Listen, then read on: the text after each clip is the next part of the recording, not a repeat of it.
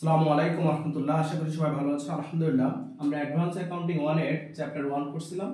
তো আজ আমরা শিখব লামসাম ভ্যালুর ম্যাথটা। লামসাম ভ্যালু মানে থামকো মূল্য বা একক মূল্য বা একটি মূল্য।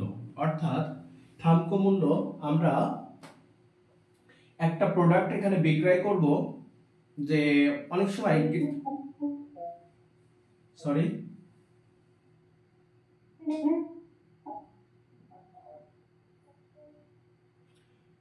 লামসাম ভ্যালু মানে হলো থামকো মূল্য, অর্থাৎ কোন প্রোডাক্টের আনুমানিক মূল্য যেটা বলা যায়, যে অনুমান করে বলা হচ্ছে যে আমি আগে এই মূল্যে বিক্রয় করছিলাম, এখন এই মূল্য দিলে আমি তোমাকে বিক্রয় করব। অনেক সময় খুচরা বিক্রেতারা কি করে, তাদের কাছে যখন অল্প কিছু প্রোডাক্ট থাকে তখন তারা ওই আগে পূর্বে যে মূল্যে বিক্রয় করতো সেই মূল্যে আর বিক্রয় না করে একটু লাভের থেকে ছেড়ে একটু কম দামে বলে যে এতটুকু পণ্য আছে, যাও আমি এই মূল্য হলে ছেড়ে দিব। এটাই হচ্ছে থামকো মূল্য। আমরা একটু প্রশ্ন পড়ি, তারপর বিষয়বস্তুটা বোঝাই। বলছে দোয়েল কোম্পানি ইস্যুড 300 শেয়ার অফ টাকা 10 পার ভ্যালু কমন স্টক।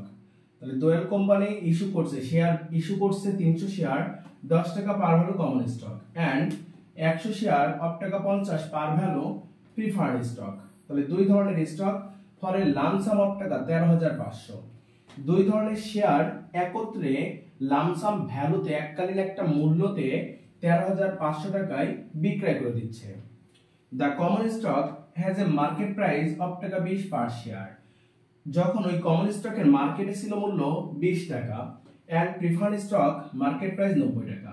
তার মানে এই মূল্য যাচাই না করে আমরা একটা লামসাম ভ্যালুতে দুইটাকে একত্রে লামসামে এককালীন একটা মূল্যে 13,500 টাকায় বিক্রয় করে দিলাম, মানে থামকো মূল্যে বিক্রয় করে দিলাম।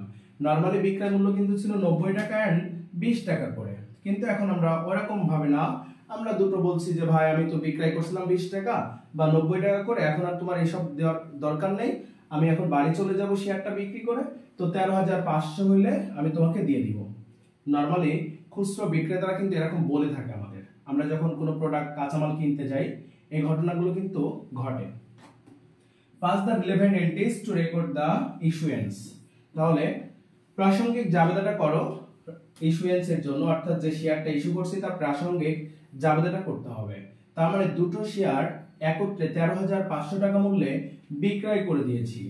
এখন ভাই কোন শেয়ারের কত বিক্রয় মূল্য সেটা কিন্তু আমাদের দেওয়া নাই, তাহলে এখন জানতে হবে 13,500 এর মধ্যে কিন্তু দুটি শেয়ারেরই মূল্য আছে, কমন স্টকের মূল্যও আছে, প্রিফার্ড স্টকের মূল্যটাও আছে।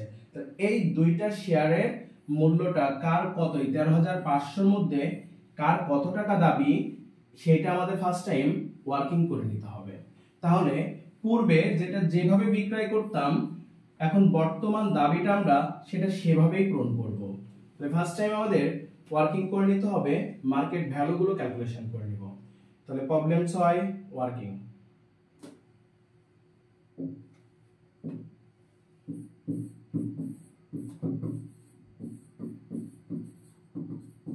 Problem 6 working market value of preferred stock এবং মার্কেট ভ্যালু অফ কমন স্টকটা বের করব। Market value of common stock, market value of common stock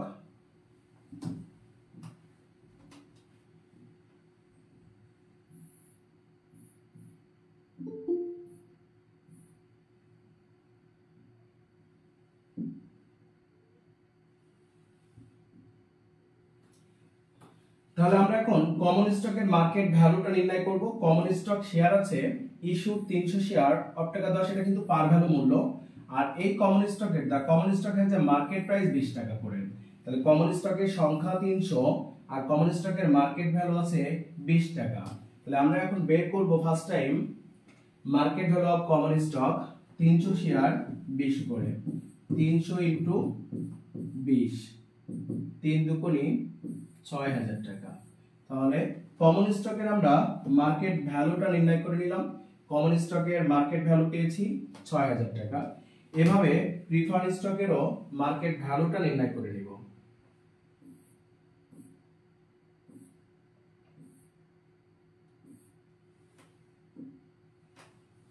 তাহলে বলা আছে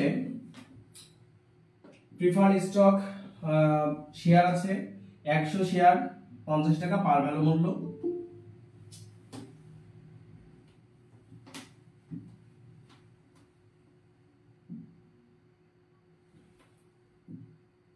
ওকে, তাহলে বলা আছে আমাদের ইস্যু 300 শেয়ার অফ টাকা 10 পার ভ্যালু কমন স্টক ছিল এন্ড 100 শেয়ার অফ টাকা 50 পার ভ্যালু প্রিফার্ড স্টক।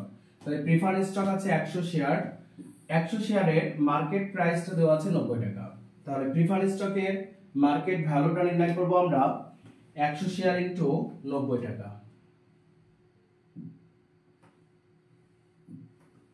তাহলে প্রিফার্ড স্টকের মার্কেট ভ্যালু বের করো। তাহলে market value of preferred stock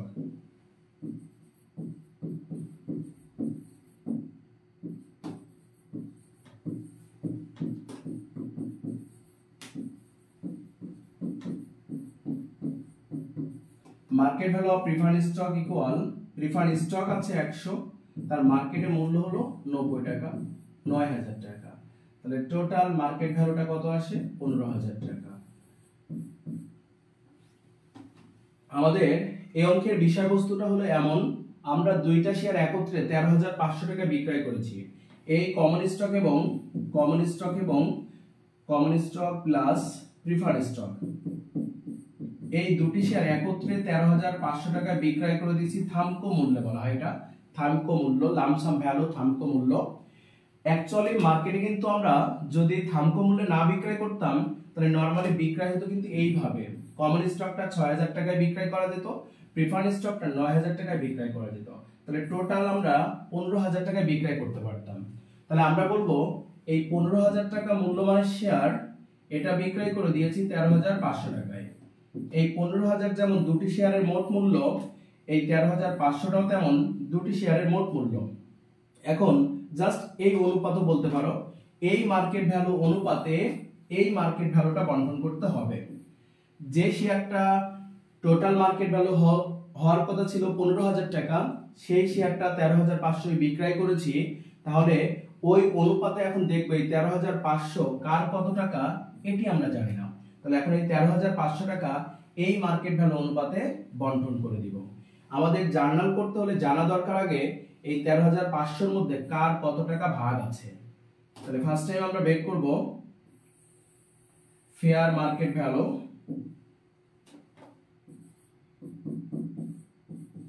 allocated to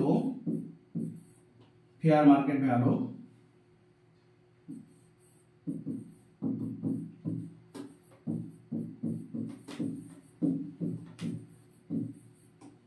allocated to fair market value calculation। তাহলে কমন স্টক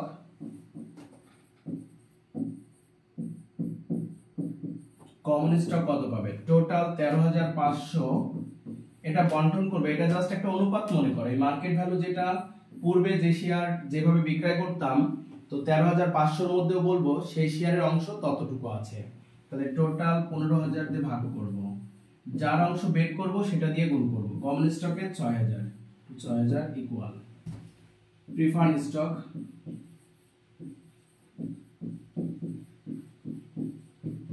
তাহলে preferred stock 13500 divided by 15000 into 9000। রেজাল্টটা বলো, একটু রেজাল্ট বলো, আরেকবার বুঝাই দিব।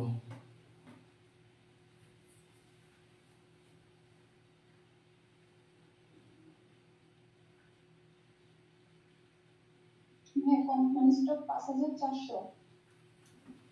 5400 8100 এই দুটির যোগফল সেই 13500। মানে টোটাল 13500 টাকায় বিক্রয় করেছি, যেটি পূর্বে 15000 এ বিক্রয় করতে পারতাম। তাই পূর্বের মার্কেট ভ্যালু অনুপাতে বর্তমানের এই মার্কেট ভ্যালুটা আমরা বন্টন করলাম। ফেয়ার মার্কেট ভ্যালু, ন্যায্য বাজার মূল্য, এটি বাজার মূল্য ছিল 15000, পরবর্তীতে লামসামে বিক্রয় করে এটি হয়ে গেছে এখন ফেয়ার মার্কেট ভ্যালু। অ্যালোকেট মানে বন্টন করা। যারা পরে জয়েন করছো তাদের জন্য প্রশ্নটা আরেকবার দেখাই দিচ্ছি। দেখো প্রশ্নটা এমন আছে, দোয়েল কোম্পানি ইস্যু 300 শেয়ার 10 টাকা পার ভ্যালু মূল্য, গায়ে লেখা মূল্য কমন স্টক এন্ড 100 শেয়ার 50 টাকা পার ভ্যালু মূল্য প্রিফারেন্স স্টক। তাহলে কমন স্টকের সংখ্যা 300, প্রিফারেন্স স্টকের সংখ্যা হলো 100। and বলছে ফর এ লামসাম ভ্যালু 13500। তাহলে এই 300 শেয়ার এবং 100 শেয়ার দুইটা একত্রে আমরা 13500 টাকা মূল্যে বিক্রয় করে দিয়েছি। লামসাম মানে থামকো মূল্যে 13500 টাকা বিক্রয় করা হয়েছে। যে শেয়ারটার অ্যাকচুয়ালি মার্কেট মূল্য ছিল এমন, দা কমন স্টক মার্কেট প্রাইস ছিল 20 টাকা, প্রিফারেন্স স্টকের মার্কেট প্রাইস ছিল 90 টাকা। যে শেয়ারটার মার্কেট প্রাইস ছিল 20-90, এইভাবে এই টোটাল 400 শেয়ারের মার্কেট ভ্যালু আমরা বের করলাম, টোটাল ছিল 15000 টাকা। তাহলে যে শেয়ার যে অনুপাতে পূর্বে বিক্রয় করতাম, আমরা বলবো এই 13500 এর মধ্যে তার ততটুকু ভাগ আছে। তাই আমরা কমন স্টকের মার্কেট ভ্যালু পেয়েছিলাম 6000, প্রিফারেন্স স্টকের মার্কেট ভ্যালু 9000। জাস্ট এই অনুপাতে আমরা এই 13500 কে বন্টন করে দিলাম। এখন বলো, বুঝছো সবাই?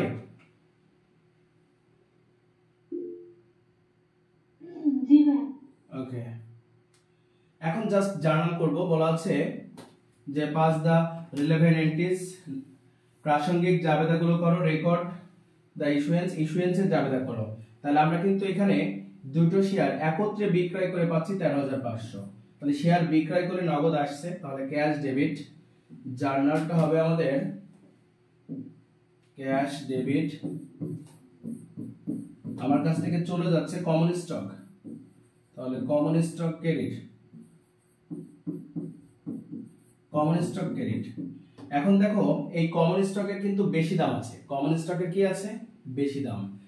কমন স্টকের পার ভ্যালু মূল্য ছিল আমাদের 10 টাকা।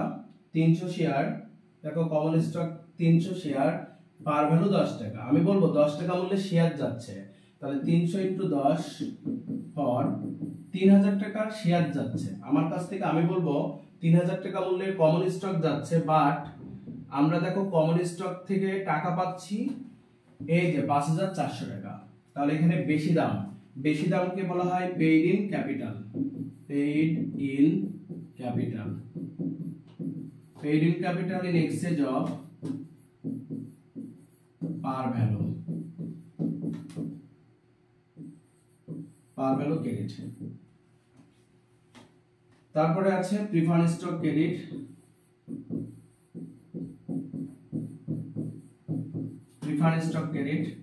প্রিফারেন্স স্টকও বেশি দামে বিক্রয় হচ্ছে।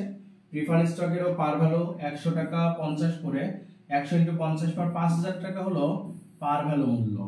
তাহলে আমরা বলবো 5000 টাকা প্রিফারেন্স স্টক যাচ্ছে, বাট আমি টাকা পাচ্ছি টোটালি কিন্তু 8100 টাকা। তাহলে এটাও বেশি দামে বিক্রয়। বেশি দামটাকেই বলা হয় পেইড ইন ক্যাপিটাল। বলতে হবে paid in capital in exchange of par value credit. Paid in capital in exchange of par value credit. তাহলে ক্যাশ পাচ্ছি টোটালে 13500। কমন স্টক যাচ্ছে আমাদের কাছ থেকে 300 শেয়ার ইনটু 10 টাকা মূল্য ফর 3000 টাকা। তাহলে কমন স্টক যাচ্ছে 3000 টাকা। আমরা বলবো 3000 টাকার শেয়ারের বিপরীতে আমরা টাকা পাচ্ছি টোটালে 5400। তাহলে বেশি পাচ্ছি, এটাই পেইড ইন ক্যাপিটাল। তাহলে paid in capital in exchange of par value credit 5400 minus 3000, তাহলে 2400 টাকা বেশি দামটাকে আমরা পেইড ইন ক্যাপিটাল বলি। তাহলে পেইড ইন ক্যাপিটাল এই 2400 টাকা। প্রিফারেন্স স্টক চলে যাচ্ছে আমার কাছ থেকে 100 শেয়ার 50 টাকা মূল্যমানের সমান 5000 টাকা। তাহলে প্রিফারেন্স স্টক ক্রেডিট 5000 টাকা। আমরা বলবো 5000 টাকা শেয়ার যাচ্ছে, বাট আমি টাকা পাচ্ছি 8100 টাকা। তাহলে এখানে বেশি পাচ্ছি 2100। পেইড ইন ক্যাপিটাল ফর 2100, 8100 বিয়োগ 5000, 3100 টাকা। বেশি পাচ্ছি 3100 টাকা। ওকে, এই জাবেদা কারোর মনের ভিতর যেন না আসে যে ভাই কমন স্টক আলাদা করব, প্রিফারেন্স স্টক আলাদা করব, হবে না। আমাদের দুটো শেয়ার একত্রেই বিক্রয় করেছি লামসাম ভ্যালুতে, এর জন্য জাবেদাটা এইভাবেই হবে। টোটাল একসাথে সমন্বয় করে জাবেদাটা করতে হবে। ওকে, ক্লিয়ার, বুঝছো?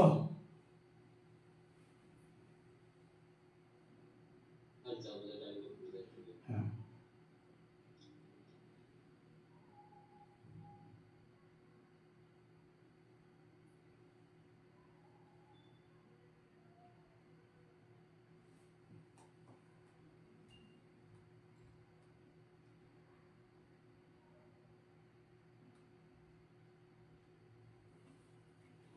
আচ্ছা, আমরা নরমালি যদি শুধু কমন স্টক বিক্রয় করতাম তাহলে জাবেদা হতো এমন: ক্যাশ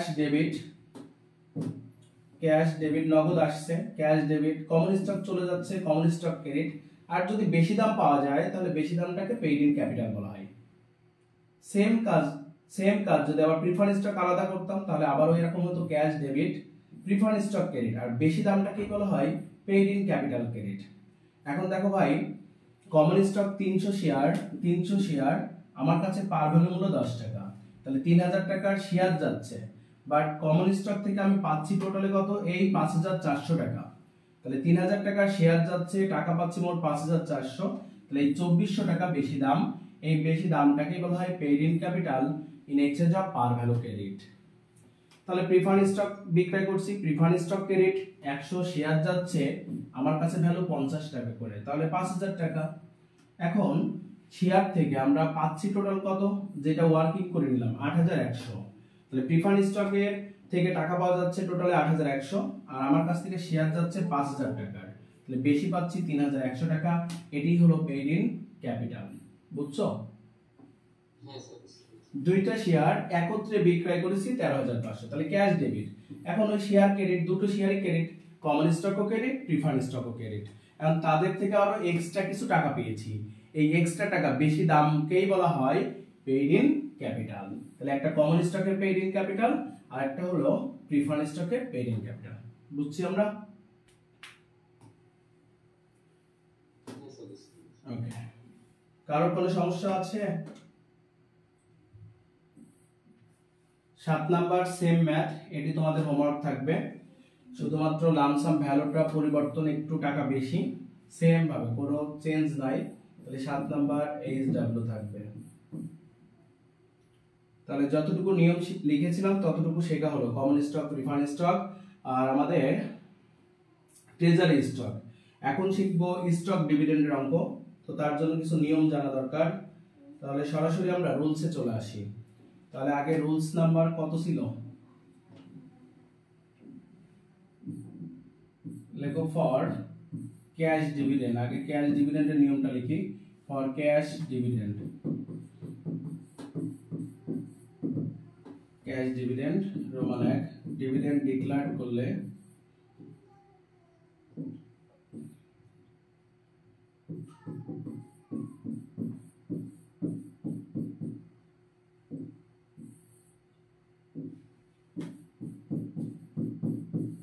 ডিভিডেন্ড ডিক্লেয়ার করলে, ডিক্লেয়ার করার পর ঘোষণা করা।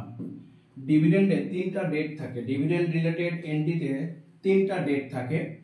নাম্বার 1, ডিভিডেন্ড ডিক্লেয়ার করা হয়, ঘোষণা করা হয়। ডিভিডেন্ড যদি ডিক্লেয়ার করা হয় তাহলে জাবেদা হবে। তারপর ডিভিডেন্ড রেকর্ড করা হয়, রেকর্ডের কোনো জাবেদা হবে না, নো এন্ট্রি। দেন ডিভিডেন্ড পেইড করা হয়, পেইডের জাবেদা হবে। তাহলে ডিভিডেন্ড ডিক্লেয়ার করলে জাবেদা হবে রিটেন আর্নিং ডেবিট,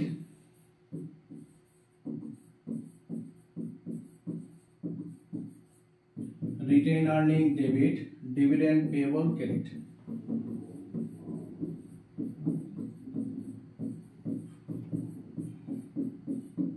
তাহলে ডিভিডেন্ড ডিক্লেয়ার করলে যাবে হবে written earning debit and dividend payable credit, dividend payable credit.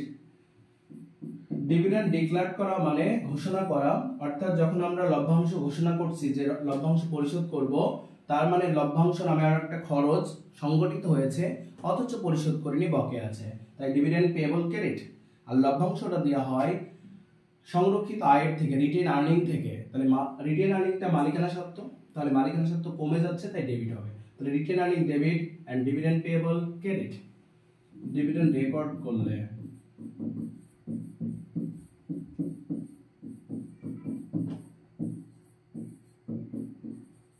তাহলে ডিভিডেন্ড যদি রেকর্ড করা হয়, ডিভিডেন্ড রেকর্ড করলে নো এন্ট্রি।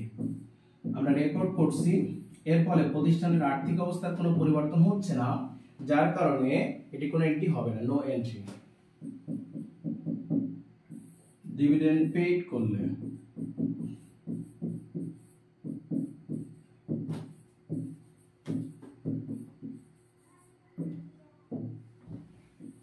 তাহলে রেকর্ড 3 হলো ডিভিডেন্ড পেইড করলে ফর পরিশোধ করে দিলে, তাহলে ডিভিডেন্ড যদি পরিশোধ করে দিই তাহলে প্রথম অবস্থায় ডিভিডেন্ড পেয়েবল ক্রেডিট করে রাখছিলাম, প্রদেয় লভ্যাংশ এখন প্রদান করব, তাহলে এটা ডেবিট হয়ে যাবে। তাহলে ডিভিডেন্ড পেয়েবল ডেবিট,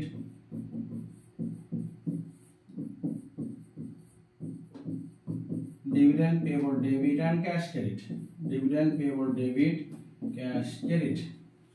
তাহলে এই ডিভিডেন্ড রিলেটেড তিনটা তারিখ থাকে, একটা ডিক্লারেড ডেট, একটা রেকর্ডেড ডেট আর একটা পেমেন্টেড ডেট। তাহলে পেইড করে দিব, তো ক্যাশ ডিভিডেন্ড যেহেতু এটা ক্যাশ চলে যাবে, তাহলে নগদ আসলে ডেবিট, চলে গেলে ক্রেডিট। তাহলে আমার লভ্যাংশ খরচ পরিশোধ করিনি, বকেয়া ছিল, এখন পরিশোধ করে দিচ্ছি, তাহলে বকেয়া দায় কমে যাচ্ছে, debit. Dividend payable debit and cash credit.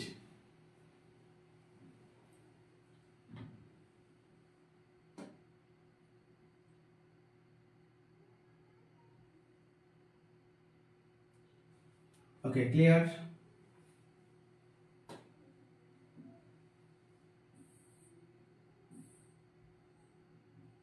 এবার লিখো for stock dividend, cash dividend শেষ হলো, এবার লিখো for stock dividend, for stock dividend. Dividend for তিনটাই ডেট হবে, একটা ক্যাশ ডিভিডেন্ডও তিনটা ডেট, স্টক ডিভিডেন্ডও তিনটাই ডেট। তাহলে এক নাম্বার ডিভিডেন্ড রেকর্ড করলে যাবে হবে রিটেন আর্নিং ডেবিট,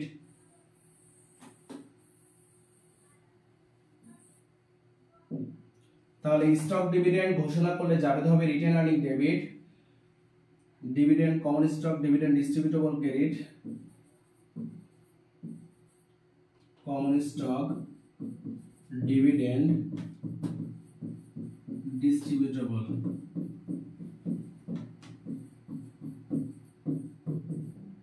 তাহলে written earning debit, common stock dividend distributable credit and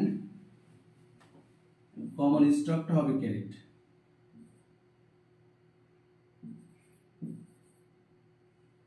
sorry, ভুল হলো।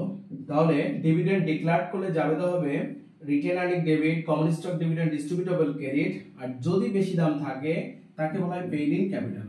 বেশি মূল্য না থাকলে আবার এটি হবে না, paid in capital, paid in capital in exchange of par value credit. এটা যে কোনো ম্যাথের ক্ষেত্রে যদি বেশি মূল্য থাকে শেয়ারের, তাহলে must be paid in capital কথাটা চলে আসবে। তাহলে paid in capital in exchange of par value credit. দুই নম্বর এন্ট্রি ডিভিডেন্ড রেকর্ড করলে, তাহলে রেকর্ড করলে সেম কথা, নো এন্ট্রি। ডিভিডেন্ড রেকর্ড করলে নো এন্ট্রি। ডিভিডেন্ড পেইড করলে এখন পরিশোধ করে দিব, লভ্যাংশ পরিশোধ। ডিভিডেন্ড পেইড করলে যাবে হবে এই যে common stock dividend distributable credit করে রাখছিলাম, মানে প্রদেয় শেয়ার লভ্যাংশের বাংলা অর্থ হলো প্রদেয় শেয়ার লভ্যাংশ ক্রেডিট। শেয়ারের মাধ্যমে যে লভ্যাংশ পরিশোধ করব সেটা প্রদেয় রয়েছে, তাই এখন প্রদান করে দিচ্ছি, তাহলে ওই দায়টা কমে যাবে। তাহলে হবে common stock dividend distributable debit,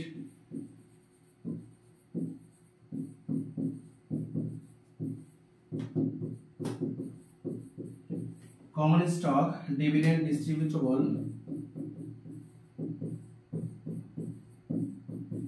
common stock dividend distributable debit, common stock credit, common stock dividend distributable debit, common stock credit।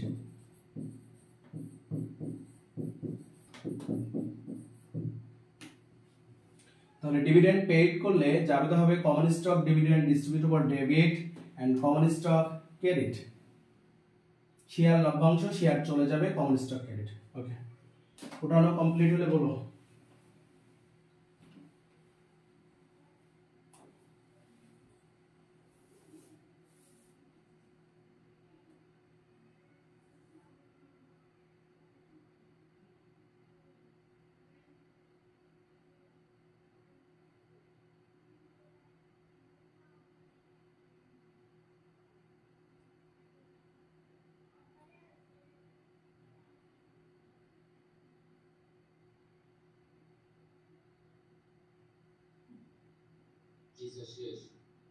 ওকে,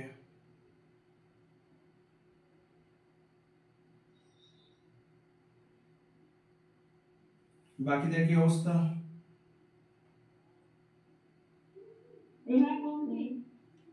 আচ্ছা,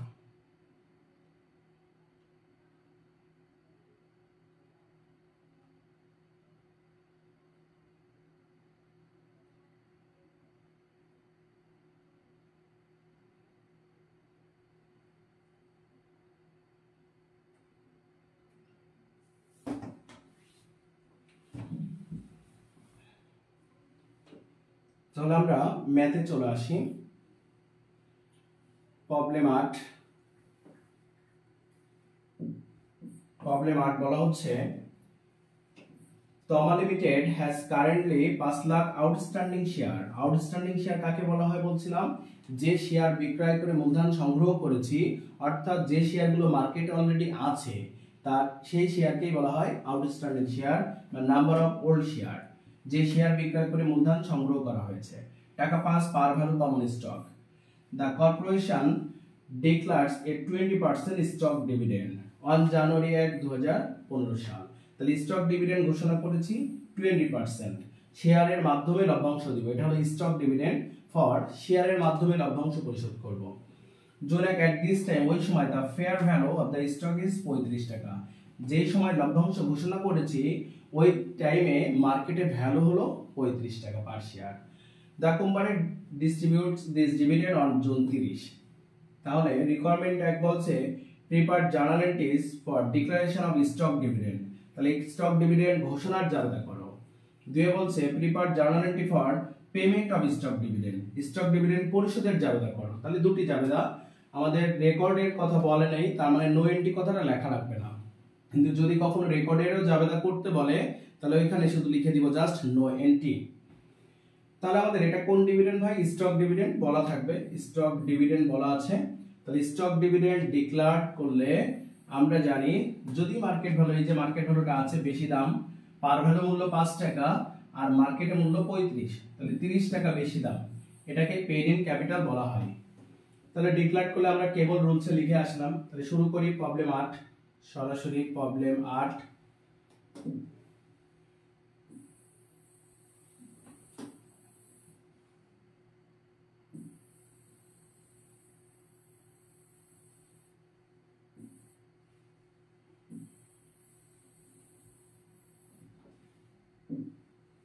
তাহলে problem 8 requirement 1, problem 8 requirement 1 ডিক্লেয়ারস 20% stock dividend June 1। তাহলে জুনের 1 তারিখ রিকোয়ারমেন্ট 1 এর জাবেদাটা হবে জুনের 1 তারিখ। তাহলে প্রবলেম 8 রিকোয়ারমেন্ট 1 জুন 1 তারিখ। তাহলে জুনের 1 তারিখে আমরা ঘোষণা করেছি কোন ডিভিডেন্ড? Stock dividend. তাহলে স্টক ডিভিডেন্ড ডিক্লেয়ার করলে জাবেদা হয় আমরা জানি retain earning debit common stock dividend distributable প্রদেয় শেয়ার। আমরা শেয়ার লভ্যাংশ ঘোষণা করেছি। তাহলে লভ্যাংশ ঘোষণা করেছি অর্থাৎ শেয়ার হোল্ডারদের লভ্যাংশ পাওনা হয়ে গেছে, এখনো পরিশোধ করেনি, বকেয়া আছে। তাহলে বকেয়া শেয়ার ক্রেডিট। আর বেশি মূল্যটাকে বলা হচ্ছে পেইড ইন ক্যাপিটাল নেক্সটে যাও পার ভ্যালু ক্রেডিট। তাহলে সব জাবেদাটা নিয়ম লেখা ছিল, তাহলে লিখে নাও তোমরা। Written earning debit common stock dividend distributable credit paid in capital নেক্সটে যাও পার ভ্যালু ক্রেডিট।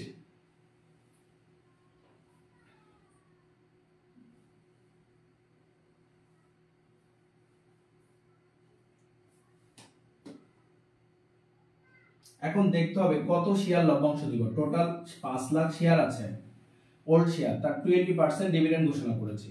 তাহলে 5 লাখ শেয়ার যাদের কাছে বিক্রয় করেছিলাম তার এখন 20% লভ্যাংশ দিব। তাহলে 5 লাখের 20% ফর 1 লাখ শেয়ার।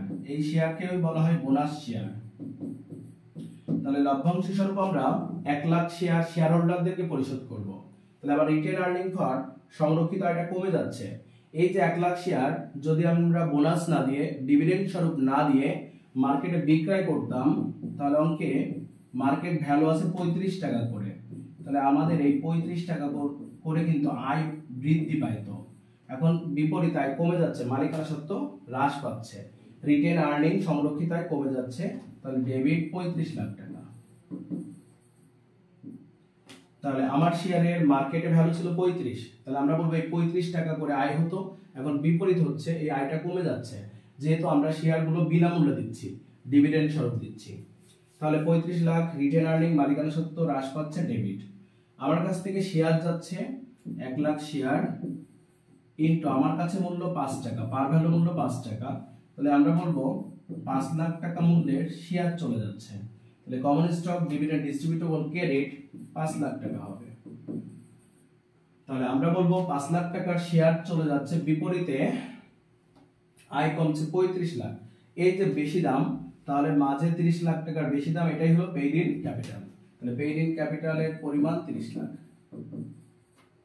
প্রতি শেয়ার পার ভ্যালু মূল্য 5 টাকা, আর মার্কেটে আমরা সেটি বিক্রয় করতে পারতাম 35 টাকা, পার ভ্যালু 5, মার্কেট ভ্যালু 35, তাহলে বেশি দাম 30 টাকা, তাহলে 1 লাখ ইনটু 30 ফর 30 লাখ, তো যেটি সমপরিমাণ টাকা দ্বারা ডেবিট ক্রেডিট হয় সেভাবেও আমরা 30 লাখ বের করতে পারি। ওকে, জুনের 1 তারিখ রিকোয়ারমেন্ট 1, সবাই কি বুঝছো? জি হ্যাঁ। ওকে,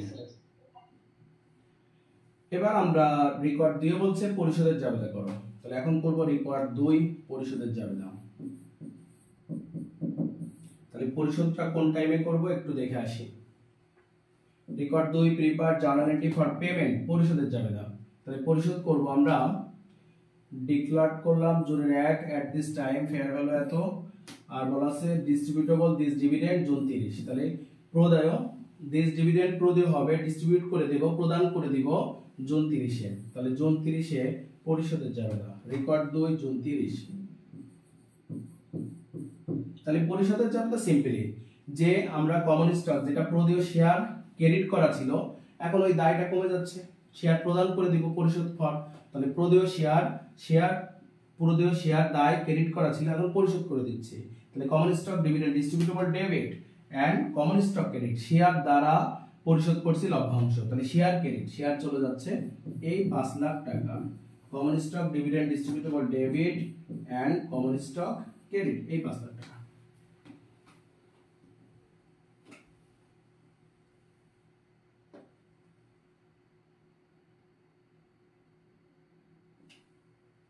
ওকে, কমপ্লিট প্রাঞ্জল?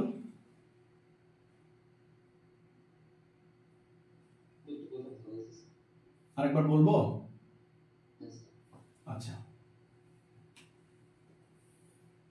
তাহলে আমাদের বলেছে কমন স্টক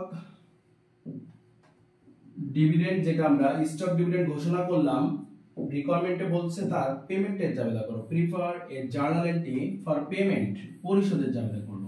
তাহলে ডিভিডেন্ড পরিশোধের জাবেদা, তাহলে ডিভিডেন্ড পরিশোধ করব কিসের মাধ্যমে ভাই? শেয়ারের মাধ্যমে, কারণ এটা স্টক ডিভিডেন্ড। তাহলে শেয়ারের মাধ্যমে পরিশোধ করব। তাহলে কমন স্টক হবে ক্রেডিট, তোমার কাছ থেকে শেয়ার চলে যাচ্ছে। আর আমরা হিসাবভুক্ত করার সময় আমরা কি করে রাখছিলাম দেখো ভাই, প্রদেয় শেয়ারকে ডেবিট, প্রদেয় শেয়ারকে ক্রেডিট করে রাখছিলাম।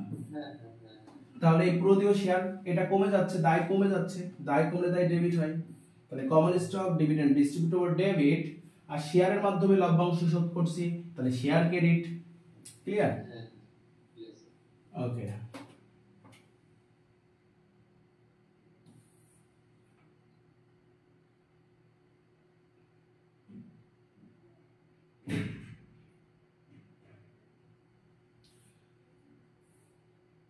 আচ্ছা, তাহলে আজকে হোমওয়ার্ক দেওয়ার মতো আর ম্যাথ নেই, একটাই হোমওয়ার্ক থাক। আগামী ক্লাসে আমরা হ্যাঁ ক্লাসটা এখানে শেষ করে দিচ্ছি। আর ওই যে একটা হোমওয়ার্ক দিলাম লামসামের, ওইটাই কমপ্লিট করবা। আগামী দিন থেকে আমরা সি পার্টের ম্যাথগুলো শিখবো ইনশাআল্লাহ। সবাই ভালো থাকবা। আসসালামু আলাইকুম ওয়া রাহমাতুল্লাহ।